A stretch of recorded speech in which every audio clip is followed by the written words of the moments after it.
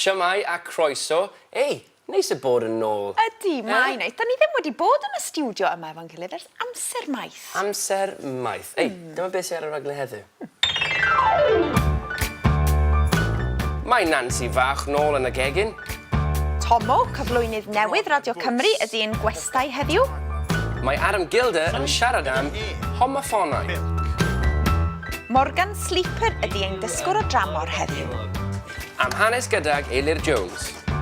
Mae Holly Rivers yn ateb y cwestiwn, be ti'n wisgo heddiw? Ac mae Wyn Evans yn gwneud cawl o bethau. Gynta heddiw, da ni'n mynd at yn dysgwr yr wythnos, sef Corrie Chiswell. Graig Hugh Chismeister Chiswell. Ti'n iawn, ac mae hi'n artist talentog iawn. Mwynhewch. Mae hi'n gweithio yn yr atig yn ei thŷ, a dyna lle eithon ni i'w gweld hi. Fy enw I yw Corrie Chiswell.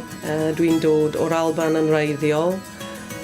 Dwi wedi byw yng Nghymru ers 15 mlynedd a dwi'n gweithio fel arlunydd.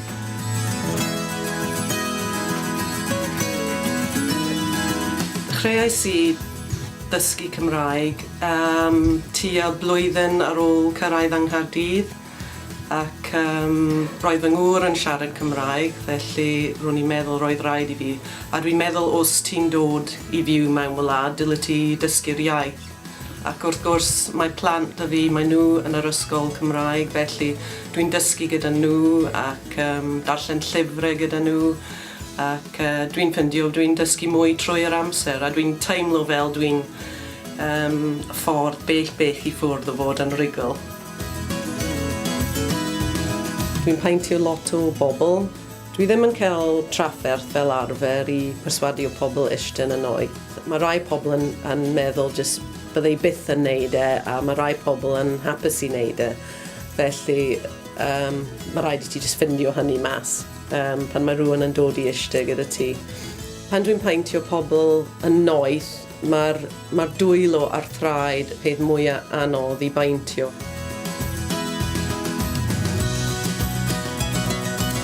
Mae cymaint o joints a phethau yn y bysedd a mae'n just anodd iawn I wneud I gael nhw yn edrych yn rhaid. Fy hoff llun, yr un dwi'n mwyaf hapus gyda fe yw llun o fy merch ifancach Manon. Mae llun ohono hi yn just eistedd yn dal pêl gwydr fel float o'r môr ac a mae hi'n gwisgo coron pren ar ei phen, tipyn bach fel Iesu Grist, ac fi wedi galw fe The Unbearable Encumbrance of Being a Princess, ac dyna'r fy hoff llun I. Y challenge fwy I fi tra'n dysgu Cymraeg oedd trio ddim fod yn rhy swyl, ond dwi'n meddwl ar ôl sbel, ti'n dechrau ymlacio ac unwaith ti'n neud hynny, a os ti'n siarad lot a just dyna'r peth I fi, roedd yn just I siarad trwy'r amser. Os roedd rhywun wedi dweud wrtho fi bydde di'n neud cyfweliad yn Gymraeg ac wel, do'n I just ddim yn credu hynny. Ond yn y dywydd mae'n dod, ti'n gallu neud pethau fel hynny a mae neud rhywbeth fel hynny yn ffordd dda I ymarfer ac I ymlacio gyda'r iaith. Mae'n iaith hyfryd. Mae hi'n hollol rigol. Ydy, mae Da iawn ti. Mae'n gred. Hei, o'n i'n dysgu hi am gyfnod. I'm not taking the credit, but I did use the teacher. Da iawn ti hefyd, then. Da iawn ti. Rwan ta, ydych chi'n barod I gamu nôl i'r 80au? Fi'n barod. 80au.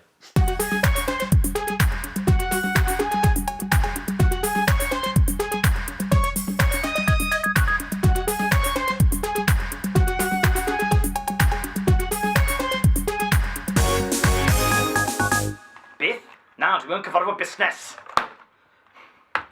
Mwynwen, 2 goffi, please. Llaeth? Llaeth. Siwgr? Siwgr. Mwynwen, 2 coffi.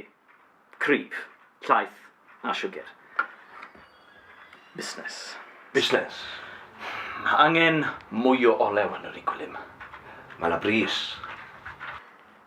Beth yw'r pris? 900,000. 900,000. 900,000. 900,000. 900,000. Mae'n riechel. Ti'n riechel? 800,000. 9. 800,000. 800,000. 8 a chwarter. 8 a 3 chwarter. 8 a hanner. 8,600 a hanner o lager yn y bistro wedyn.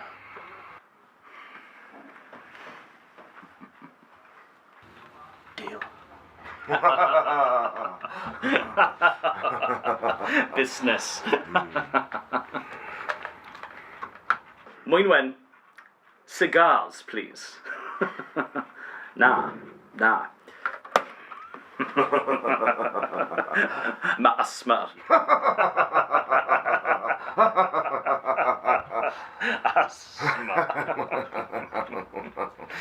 Oh.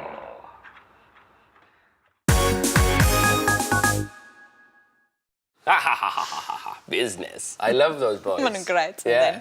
Cari ti, boys. Ti'n bananas. Hey, ti'n hoffi bananas? Dwi'n hoffi bananas. Bach o ffrwchnydd y cariad? Ti'n gwybod pwy arall sy'n hoffi bananas? Pwy? Nansi. Mae hi yn y gegin ac mae hi'n dangos i ni heddiw sut i wneud pwdin cwch banana. Pwdin cwch banana, beth yw e? Fel banana split. Literally, banana boat. Fi'n lico banana split. Gwyliwch. Croeso i Gegin Nansi! Pop, mae'n bwysig bwyta 5 darn o ffrwythau neu lysiau bob dydd. A heddiw rydw i'n mynd i dangos chi sut i cael chydig o hwyl gan wneud cychod banana. A dyma'r cynwysion. Almonau, ceirios, sprinkles, saws siocled, hufen iâ ac banana. Bring, bring, helo! Y peth cyntaf i'w wneud ydy pilio y banana.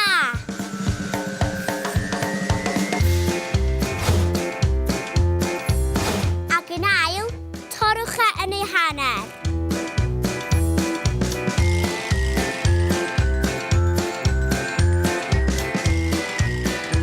A gyda osod yn y fowlen fel siap cwch.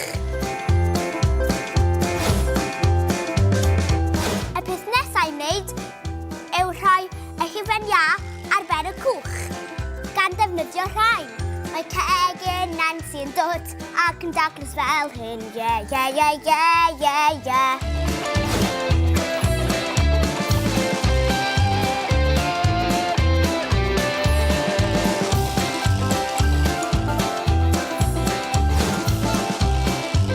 Ychwanegwch yr almonau, y ceirios, a'r sprinkles.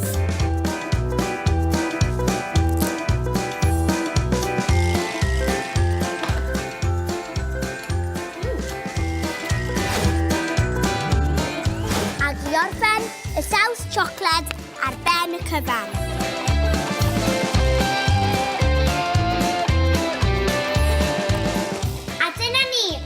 Bananas hyfryd a bendigedig. O, blasus iawn, Nansi. Mae hi'n cute, yn dydi? Rwan te, beth am i ni gael egwyl fer, ond peidiwch â symud, achos mae Tomo yn dod i'r stiwdio.